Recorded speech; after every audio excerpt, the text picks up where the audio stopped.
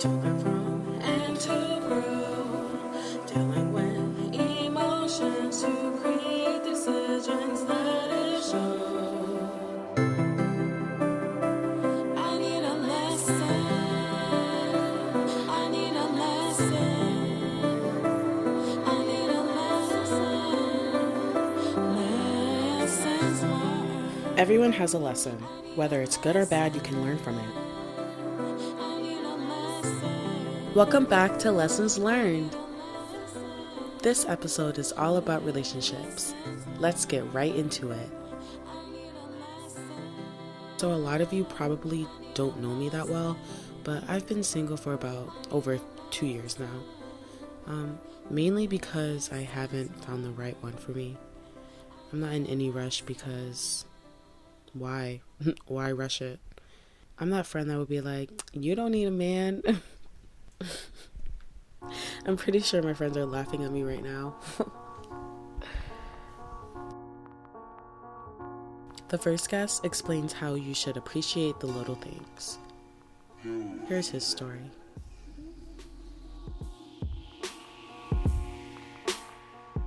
It dawns on me that we forget how important it is or how fun it is to have little things to just include people with. Card games, playing dice, poker or something like that, you know what I mean? Just bonding and just playing little video games. Everybody's on their phone. It's just disconnect. We used to go outside and ride our bikes and just do jumps and all that shit. It was just fun to ride around and just see some amazing tricks, see some backflips and 360s and whatnot. I remember just dying laughing. I never laughed this hard in my life, and it was off of a little card game. I couldn't believe how fun it was. I couldn't believe it. That's how hard I was laughing. I was this is not normal at all. Yo. It was so much fun to play and then actually get a win, and it was no harm to anybody. It was just fun. Nowadays it's just everybody gotta have somebody chance, just competition.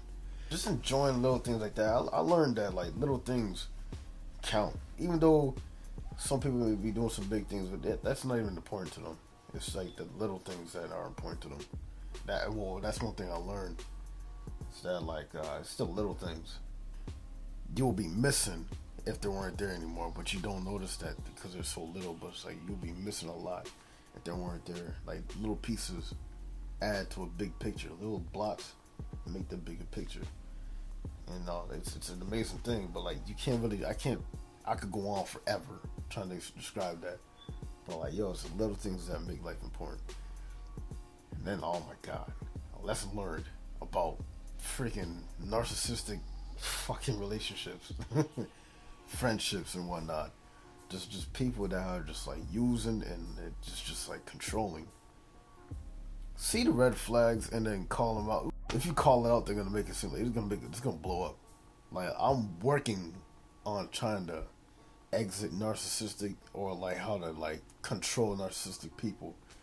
It's just it seems it gets to the point where you have to fight. I don't need to fight when I know you're just wrong. You know what I mean? I'm trying to walk away, but it's the hardest shit. You know what I mean? Lesson learned, I'm still learning that lesson. You know what I mean?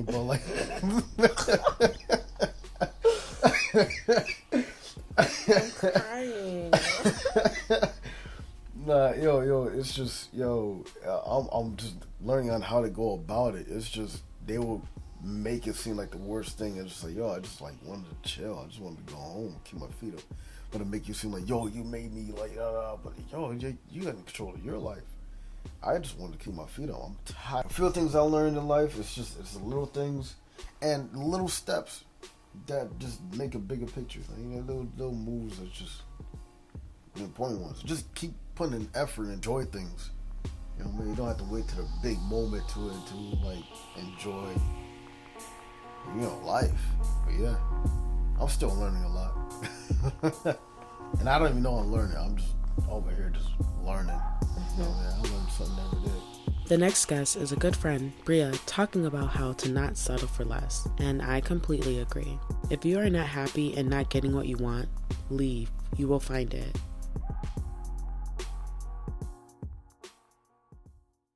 So basically, in 2016, I met this guy.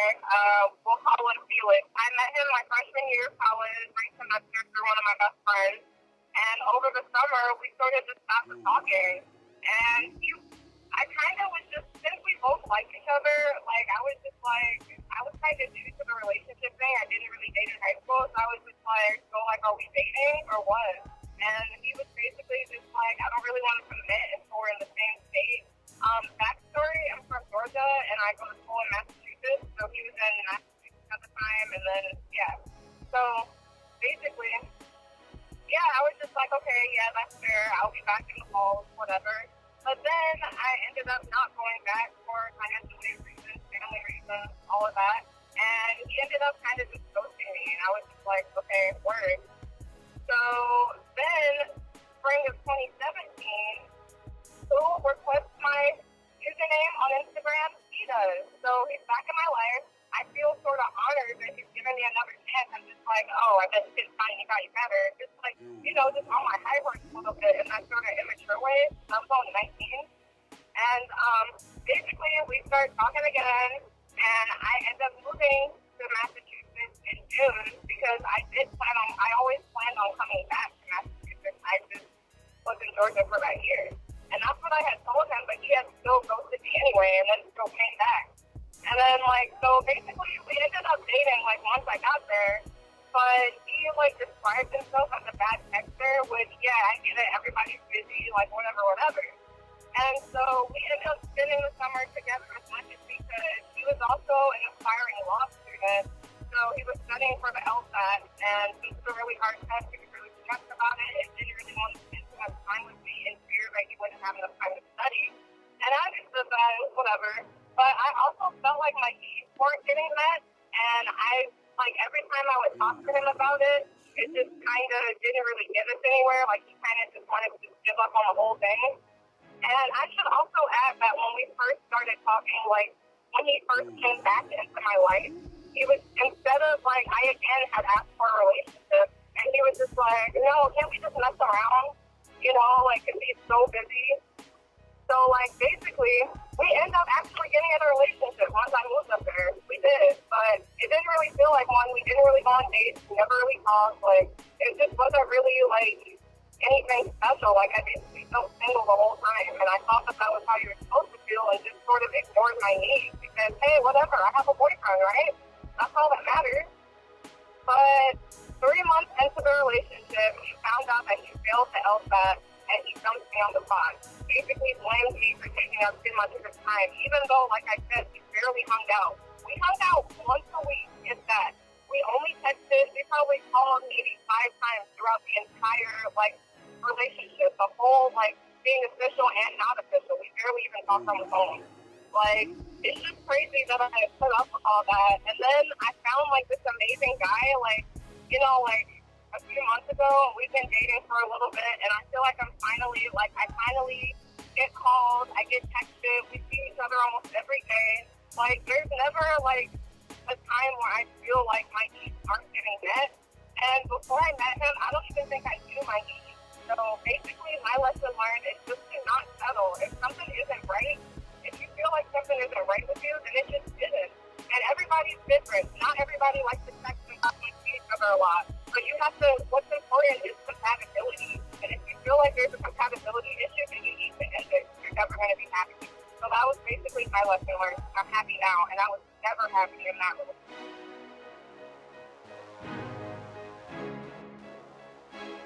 Our next guest talks about a high school memory that dealt with the drama and why they broke up. So, in my sophomore year in high school, I had these friends, and one of her friends was single, and so we got put on because, we're all young. We're all still, hella shy to talk to each other. Oh, put me on. And so we started talking. We was kicking it off. Everything was going good, little puppy love. I I don't remember if I had a phone. Then we might have been using the house phone for a little while back then. But it was cool. Like, it was fun. It was definitely like puppy love, because I think we kissed like one time, and it was like the little tap on the lips type of kiss. It wasn't even a real kiss. But it was like a cool 9 months, like, just together. And everything was going good. Like, we talked on the phone every night because we still had curfews and all that.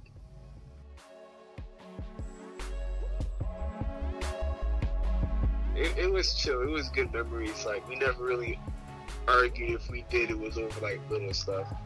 It's weird because the reason we broke up wasn't even our fault. It was drama, like always, but high school drama on top of that. So basically, it was like a whole bunch of he said, she said going on between her and this girl. I guess they knew each other before me, and they was beefing or whatever. But I already knew that the girl that was talking all the trash, she wasn't a fighter. She was more of a talker. But the problem was, my girlfriend at the time, like, they were fighters. So whenever they hear, like, oh, you know, I'm gonna beat up so-and-so, they're the type that's like, oh, you better back it up, because now we're gonna beat you up, basically. Like, and we're gonna make sure you get beat up. And I got stuck in the middle of it because obviously I knew both of them. And the brother came to me, her older brother came to me and was like, hey, I heard you know who's been talking about beating up my little sister. Which, you know, now looking back on it, obviously he would be concerned for his little sister. He doesn't want to see her get beat up and stuff.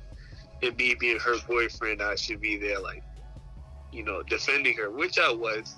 But I wasn't about to go get some random girl beat up because she said some dumb stuff when she was like 15 or 16 years old. Like, it happens. So I said, yeah, I know her. He asked for a name. I said, I can't give you a name because I know where it's going to head to if I give you a name. So he's like, oh, you got to give me a name. You got to give me a name. That's your girlfriend. And that's my sister. I'm like, I know, but I know she's the type of person that's not going to do anything.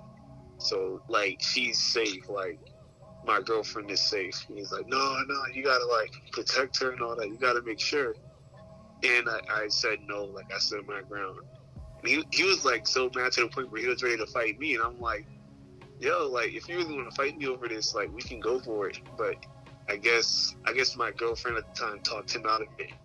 But he was still mad, so he basically told her that we couldn't date each other anymore. And we didn't stop talking. We were still together, like, low key. But it got harder, like, trying to date each other and stuff on the low. Like, the friend, like, our mutual friend who got us together, she was all for it. Like, she knew we was like a happy couple and stuff. But at some point, we was just like, you know, this is getting, like, too hard. Let's just leave it alone, basically. And we're still cool. Like we'll recognize each other and be like, hey, what's up? But, like, it's one of those things I would just be like, what if she wasn't so scared of her brother to where she would have been like, you know what, we can get through this and all that. But that's, like, the quick, like, summary version of my relationship story. So out of all of that, what did you learn? I learned that, yeah, you could be in a relationship, but at the same time, you don't want to see, like, other people get hurt, you know what I mean? Like, people say dumb stuff when they're mad. I'm talking about the other girl. People say dumb stuff when they're mad, and they don't always mean it. But it's like, you still have to, you can't be like, oh, I'm going to ride or die for my girl to the end, because that's how you end up in jail, basically. And then you got to sit there and pretend like, oh, you know, my girl's going to hold it down for me till I get back. And you could be in jail, let's say, like, 2 years. You really think your girl's just going to sit there and wait for you in 2 years? There are some girls that will, but if you play the odds, most aren't. They're going to be like, they're going to forget about you, let's say, in about 6 months. And all because you wanted to hold it down. You want POP hold it down for your girl. Because some girl said that she was going to beat her up at, like, the nail salon. hug to all her homegirls and stuff. You gotta know, like, when to be down for your girl and when to be smart about it, too. Like, if she's not in danger, there's no need for you to go calling up people to go jump somebody, because it's gonna bite you in the end, and you might end up losing your girl anyways.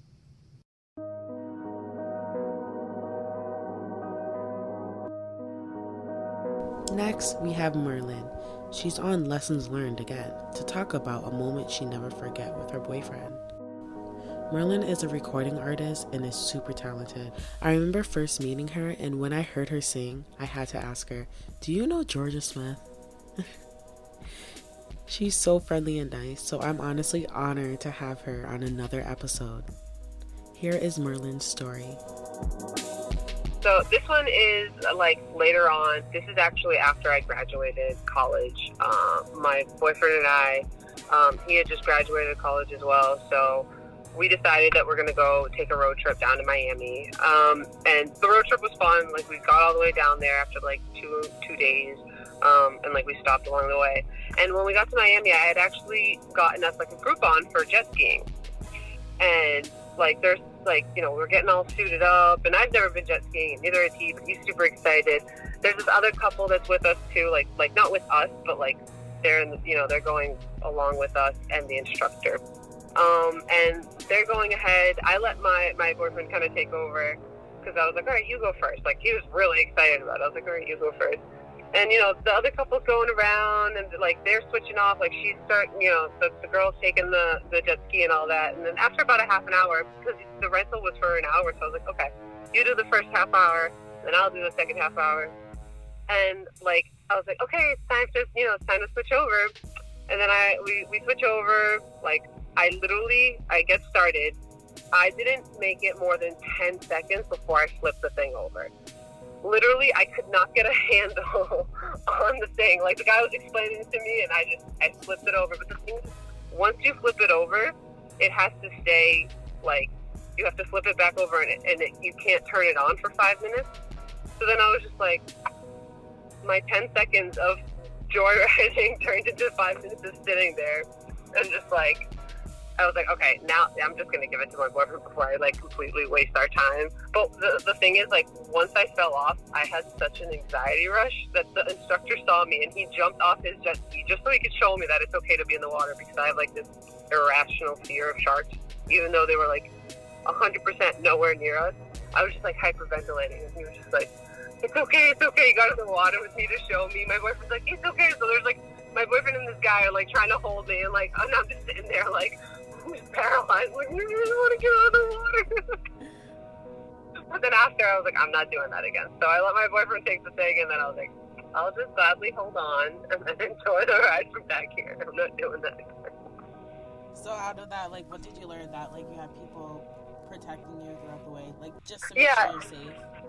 Yeah, I felt that actually, like, because the way that he reacted, like, you know, at first, like, I thought, like, oh my God, like, I'm embarrassing, like, everyone, you know what I mean? Like, I just felt, because I got really anxious, but it was really nice of him and my boyfriend too. They were just, like, really keeping me calm. And, like, after we were joking about it, but, you know, in the meantime, like, when your emotions get you, but they were really, really good about it. But then after, we were just like, okay, like, just try to have fun. And, you know, and I was like, okay, I don't feel comfortable riding this, but I don't want to, you know, I don't want to go back. I don't want to waste, you know, the opportunity. And I know that he can handle it, so, like, I'll take the back seat this time. If it wasn't for me, maybe I'll try another time. But, you know, just try to have fun with, you know, with what you can, and try to laugh at the rest. Because now I look back, I'm like, okay, that was a funny story, like, a funny moment. But, you know, in the moment, your emotions just kind of get you. you still had fun, though, at the end, right? Definitely. Okay, And then, like... Yeah, and once I hit the dock too, I was like, okay, great, that was awesome. It was fun, like, from holding on, but I was like, you know, this is my role right now. Right, and then at least you still did something that you never done before, so, you know, you took a chance. So that was fun. Exactly. That's a lesson that you learned. Exactly. Finally, I have the last guest, Dahlia, talking on Lessons Learned today. She is a friend, and she is someone I used to work with. She's going to talk about how love is really out there and to not give up after being in a bad relationship. Hey, Dahlia. Hi, Tia.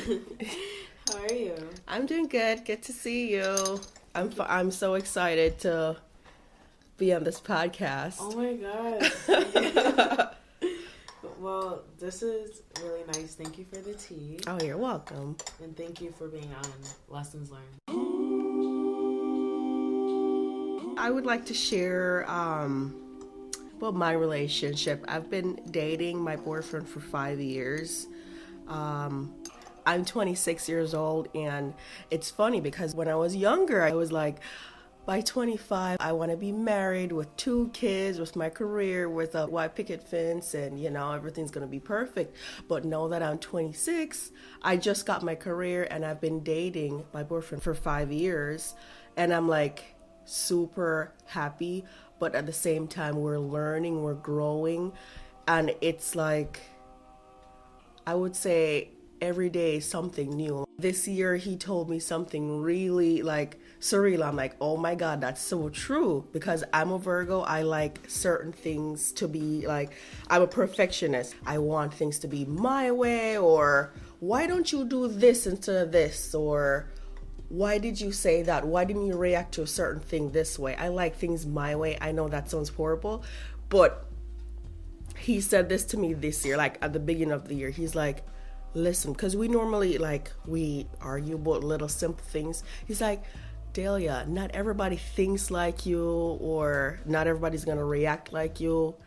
And I'm like, oh my god, all this time I've been walking, I know it sounds silly, but all this time I was walking around on this earth thinking like everybody thinks like me, and it's not true. Everybody's different, and I think that's what makes the world unique, like us being ourselves. And he has been like my major, like a big support system. I know this sounds cheesy, but you really can find love in your 20s. For example, I know this is gonna take a sad turn, but I was telling Tia, 2 years ago my brother passed. We're both Jamaicans, right? But he's been here in the United States for a longer time. My brother passed. Unfortunately, he was killed going home on his motorcycle, and I was gonna drop out of nursing school. I can tell you, every time that I was feeling down, right, I could call him at any moment, anytime. It could be like 2, 3 o'clock, or I'm in class. I wanted to just break down. I could call him. He could say the simplest words, and I feel much better. It's like a calming energy, and I believe in energy. Everybody emits a certain amount of energy, and you have some people that are really like soothing, and he could say the simplest words. I'm like, okay, I can do this. As I was saying, you have to take it a day at a time. If you can't take a day, take it an hour or minute. Life doesn't stop for whatever reason. And he keeps saying that to me. I'm like, oh my God, it is so true. So we went down to Jamaica, and just having him there, I'm like, I don't see myself with anybody else. Like, if you can be your silly self, like, I can stick carrot sticks up my nose and he thinks he's funny. Like, I'm never myself, true self around anybody else. And if I can be my true self around him, he's the one. And I'm telling people this. Like, it doesn't matter about money, what he does. I'm like, appearances, it doesn't really matter. If that person is there with during your lowest time, he's the right one. Because at that time I was going through depression. Like, I remember losing all my hair. Like, I lost all my hair, and he was like, oh, you're looking cute today. Don't worry, babes, it'll grow back. Like, stuff like that. I'm like, oh my God, I'm an asshole for being so mean to this guy all this time. And he's like super supportive. I don't know what I did to deserve this relationship. So, other fun stories that we have. Last year, we finally went on a cruise for the first time. We went to Cozumel, Mexico, and we're looking for another cruise this year, hopefully. And just having new experiences with the person that you're in love with, it's super fun. Like, there's no pressure, looking your best in your bikini. No. Everybody, we're like, oh my God. I'm like, I shouldn't even be on the beach right now. He's like, that's okay. I'm looking like a baby whale washed up on the beach myself, and he's making the whale. So I was like, who does that? Like, you shouldn't feel insecure. That's what I'm saying. With a relationship in your 20s, like, you can find love. We go camping every year. That's a new thing that we're trying. Last year we tried fishing. It's just different new experiences and someone that's there to encourage you. So I'm here to say, it doesn't matter how old you are, you can find true love. And keep working on it. It's a process. Anything you want to add, Tia? She, no, like nodding her head. I'm just like, wow, this is great. Yep. It is a process. It is. And you just got to take it a day at a time. Learn this person that you're with. It's much more complex. It's not just about posting pictures. It's like, oh my God, I'm here in wherever, we're doing this. No. If you check my social media, we hardly post because the world doesn't have to know about your business. What you share between these four walls is between you and your partner, and it doesn't include the world. I think we're more depressed this generation in our 20s because we're so pressured. Social media, we have to look a certain way. I just joined Instagram, for example, this year, and I'm like, oh my God. Oh, Instagram is horrible. What? This is why I didn't join this shit, because everybody's living my best life. No, your ass ain't living your best life. Everything's photoshopped. Everything's photoshopped. And for what? Everyone has a perfect body, big boobs, big butt, everything. That is not true. That is a lie from the pit of hell. Live your best life. That's my motto. Like, nah. No, it's. I think it's this whole 2020 thing, and we gotta, like, no, unfortunately, we can go any day. Working in the field that I work, it's super sad, and I'm like, my God, like, life tomorrow's not promised. So if you can find somebody that truly loves you and accepts you for who you are and supports you, and that's there for you mentally, physically, spiritually, you guys share the same goal. It doesn't even matter about looks. I mean, I guess you have to be attracted to the person, right? Or finances. You can grow with that person. It's fine.